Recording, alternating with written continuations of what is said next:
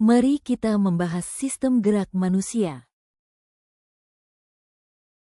Apa yang kamu ketahui tentang gerak pada manusia? Gerak dapat diartikan berpindah tempat atau perubahan posisi sebagian atau seluruh bagian dari tubuhnya.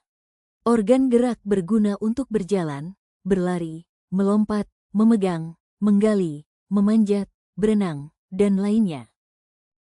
Apa saja organ gerak pada manusia itu? Terdapat dua macam organ gerak manusia. Alat gerak pasif, berupa tulang yang tidak dapat bergerak dengan sendirinya. Tanpa adanya alat gerak aktif, tulang akan tetap diam. Alat gerak aktif, berupa otot yang memiliki suatu senyawa kimia, sehingga dapat bergerak dan menggerakkan tulang yang menempel dengan otot. Organ gerak pasif manusia. Fungsi rangka. Rangka merupakan alat gerak pasif yang tersusun atas tulang yang saling berhubungan. Secara umum fungsi rangka adalah alat gerak pasif, memberikan bentuk tubuh, menahan dan menegakkan tubuh, tempat melekatnya otot, melindungi organ vital seperti otak, jantung, dan paru-paru, tempat pembentukan sel darah pada sumsum tulang, tempat penyimpanan kalsium dan fosfor. Berdasarkan letaknya, tulang penyusun rangka tubuh manusia dikelompokkan menjadi dua macam, yaitu a. Rangka aksial yang terdiri dari 1. Tulang tengkorak, 2. Tulang belakang, 3. Tulang rusuk dan dada. B. Rangka apendikular yang terdiri dari 1. Tulang gelang bahu, 2. Tulang gelang panggul, 3. Tulang anggota gerak. Tulang tengkorak bagian kepala terdiri atas 10 buah tulang yaitu 1 tulang tengkorak belakang, 1 tulang dahi, 2 tulang ubun-ubun, 2 tulang pelipis, 2 tulang tapis, 2 tulang baji, tulang tengkorak bagian muka, wajah. Tulang tengkorak bagian muka terdiri atas 2 tulang rahang atas, 2 tulang rahang bawah, 2 tulang pipi, 2 tulang mata, 2 tulang hidung, 2 tulang langit-langit, 1 tulang pangkal lidah. Fungsi tulang belakang adalah menyangga tulang tengkorak, menyokong tubuh, menjaga kestabilan tubuh, tempat melekatnya tulang-tulang rusuk. Tulang belakang terdiri atas 33 ruas yang terbagi atas 7 ruas tulang leher, 12 ruas tulang punggung, 5 ruas tulang pinggang, 5 ruas tulang kelangkang yang menyatu, 4 ruas tulang ekor yang menyatu. Tulang dada dan rusuk. Tulang dada merupakan tempat melekatnya tulang rusuk bagian depan. Tulang dada terdiri atas 3 bagian, yaitu a. Bagian hulu, tungkai, b. Bagian badan, bagian tengah, c. Bagian taju pedang, terbuat dari tulang rawan. Tulang rusuk terdiri dari 3 jenis tulang, yaitu a. 7 pasang tulang rusuk sejati, b. 3 pasang tulang rusuk palsu, c. 2 pasang tulang rusuk melayang. Tulang gelang bahu. Tulang gelang bahu terdiri atas 2 tulang belikat, 2 tulang selangka yang melekat pada tulang dada.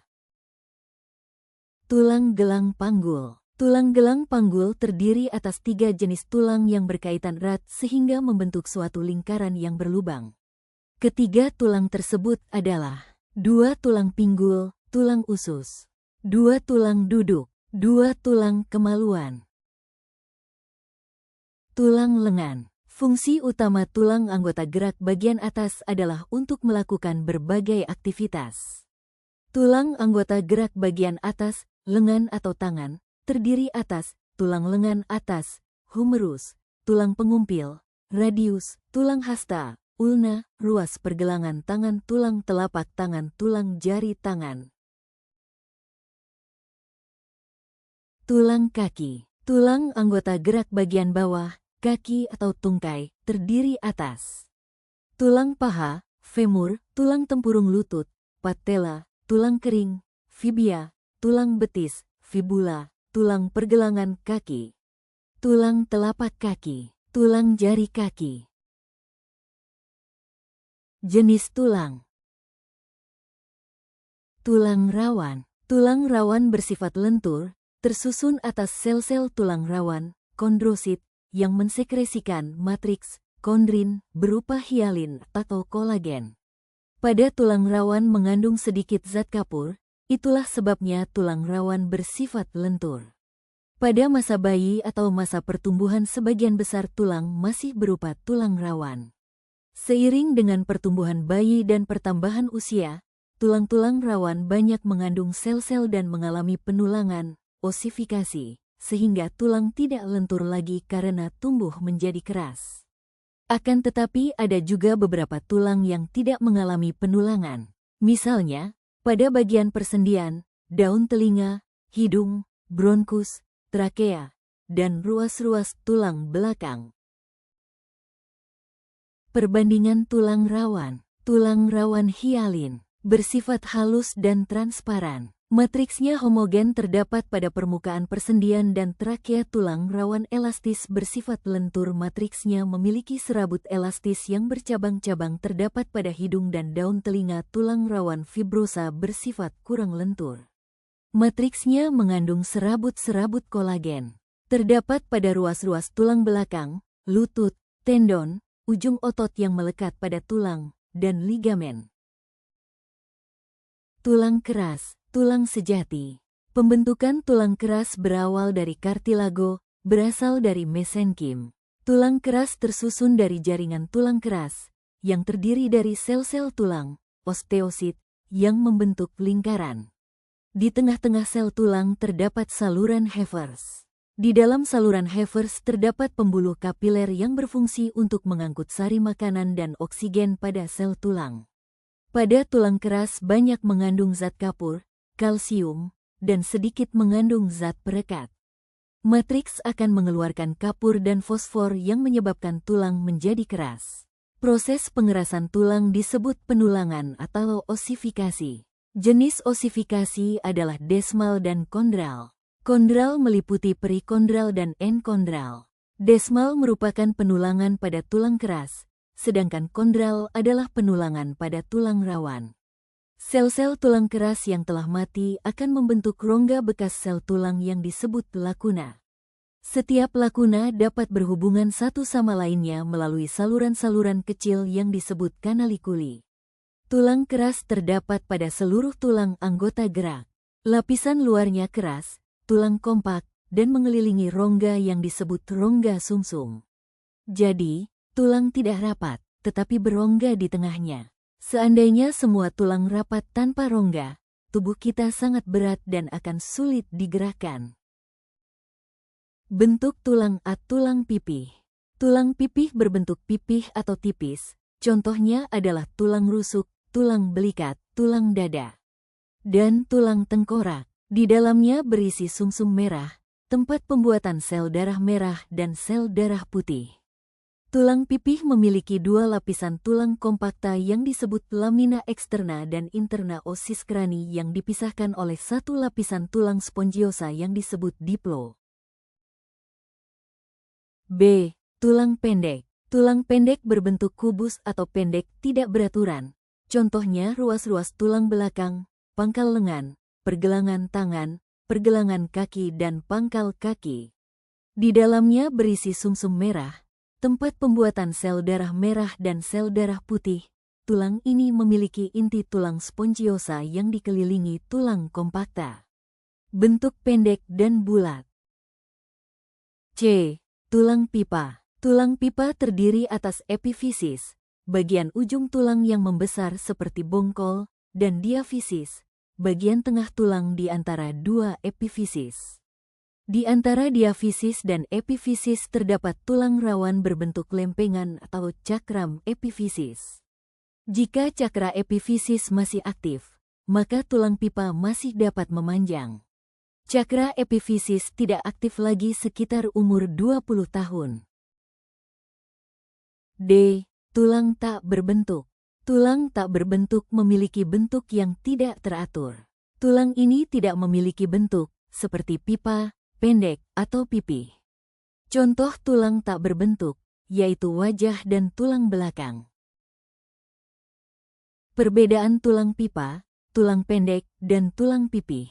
Tulang pipa bentuk dan ciri, seperti pipa, bulat memanjang, dan tengahnya berlubang terdapat pada tulang lengan, tulang paha, tungkai, ruas-ruas tulang jari. Tulang pendek bentuk dan ciri, bulat dan pendek dan tengahnya berlubang terdapat pada pergelangan tangan, pergelangan kaki, telapak tangan, telapak kaki, ruas-ruas tulang belakang. Tulang pipih bentuk dan ciri, pipih terdiri atas lempengan tulang kompaks dan spons terdapat pada tulang rusuk, tulang dada, tulang belikat, tulang panggul, tulang dahi.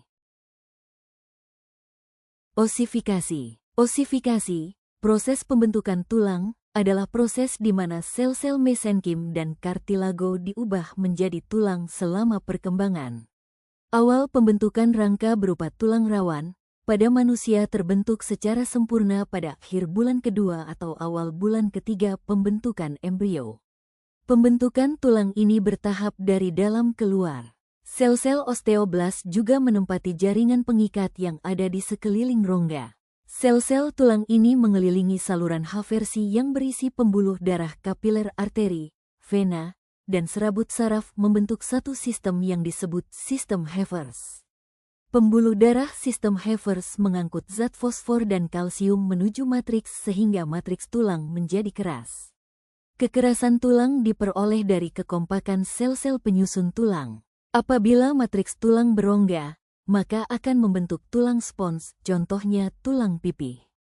Sedangkan, jika matriks tulang menjadi padat dan rapat, maka akan terbentuk tulang keras atau tulang kompak, contohnya tulang pipa berbentuk tabung dengan kedua ujung membulat. Rongga sumsum tulang dan rongga tulang spongiosa mengandung sumsum tulang kuning, terdiri atas sel lemak, dan sumsum tulang merah, tempat pembentukan sel darah merah. Proses osifikasi pada tulang pipa terjadi dalam beberapa tahap, yaitu a. Penulangan diawali dari tulang rawan yang banyak mengandung osteoblas. Bagian yang paling banyak mengandung osteoblas adalah epifisis dan diafisis. b. Tulang rawan yang telah dihasilkan memiliki rongga yang akan terisi osteoblas. c. Kemudian osteosit dibentuk ke arah luar, atau berbentuk konsentris, saluran. Havers, D. Di sekitar osteosit, dibentuk matriks tulang dari senyawa protein yang mengandung kalsium dan fosfor. E. Pembentukan pusat osifikasi sekunder muncul pada setiap epifisis. Osifikasi sekunder ini menyebabkan pemanjangan tulang. Hubungan antar tulang. Hubungan antar tulang di dalam tubuh disebut artikulasi. Agar artikulasi dapat bergerak, diperlukan struktur khusus yang disebut sendi. Di dalam sistem rangka manusia, terdapat 3 jenis hubungan antar tulang yaitu sinartrosis, amfiartrosis, dan diartrosis. A. Sinartrosis adalah hubungan-hubungan antar tulang yang direkatkan oleh suatu jaringan ikat yang mengalami osifikasi sehingga tidak memungkinkan adanya gerakan. B. Amfiartrosis adalah hubungan antar tulang yang dihubungkan oleh kartilago sehingga memungkinkan terjadinya sedikit gerakan. C. Diartrosis adalah hubungan antar tulang yang memungkinkan terjadinya gerakan tulang secara lebih bebas. Diartrosis. 1.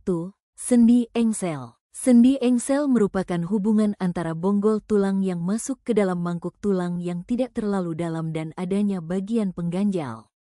Pada sendi engsel, gerakannya satu arah seperti gerak engsel pintu. Contohnya sendi pada siku, lutut, mata kaki, dan ruas antar jari. 2. Sendi putar. Pada sendi putar, ujung tulang yang satu dapat mengitari ujung tulang yang lain. Bentuk seperti ini memungkinkan gerakan rotasi dengan satu poros.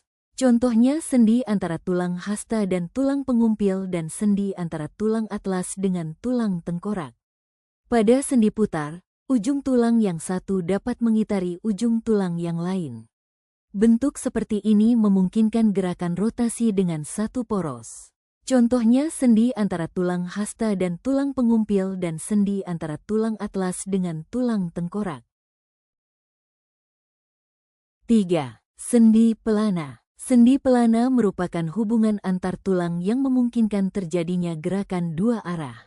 Contohnya adalah sendi antara tulang telapak tangan dengan pergelangan tangan dan dengan ruas jari tangan. 4. Sendi peluru. Pada sendi peluru, kedua ujung tulang berbentuk lekuk dan bongkol. Bentuk ini memungkinkan gerakan bebas ke segala arah. Misalnya sendi antara tulang gelang bahu dan lengan atas, antara tulang gelang panggul dan paha. 5. Sendi luncur atau sendi geser. Pada sendi ini, kedua ujung tulang agak rata sehingga menimbulkan gerakan menggeser. Contohnya sendi antar tulang pergelangan tangan dan antar tulang pergelangan kaki. Pada sendi ini, kedua ujung tulang agak rata sehingga menimbulkan gerakan menggeser. Contohnya sendi antar tulang pergelangan tangan dan antar tulang pergelangan kaki. 6. Sendi kondoloid. Sendi kondiloid terjadi di antara dua tulang yang permukaannya berbentuk oval, berupa gerak ke samping dan gerak maju mundur, tetapi tidak mengitari poros. Contohnya sendi pada tulang pergelangan tangan.